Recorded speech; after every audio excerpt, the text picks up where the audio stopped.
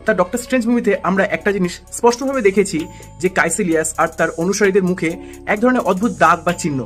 আসলে এই দাগগুলো কোনো অলংকার নয়, বরং একটা ভয়ঙ্কর সত্যের প্রমাণ। মার্ভেলের নিয়ম অনুযায়ী ডার্ক ডাইমেনশন হলো ডোরমামুর এলাকা, আর কেউ যদি সেখান থেকে শক্তি টানতে চায় তাহলে তাকে তার মূল্য দিতে হয়।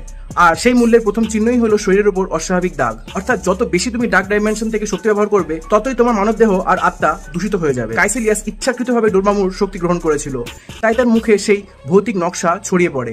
এমনকি অ্যানশিয়েন্ট ওয়ানের ক্ষেত্রেও একই ঘটনা ঘটেছিল, যদিও তিনি সেটা ঢেকে রাখার চেষ্টা করেছিলেন।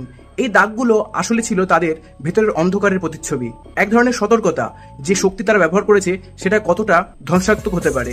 তাই যখন ডার্ক ডাইমেনশনের শক্তি ব্যবহার করা হয়, তখন সেই শক্তি মানুষের ভেতরে এক চুক্তির ছাপ রাখে, যেন ডোরমামু নিজেই বলছে তুমি এখন আমার কাছে ঋণী।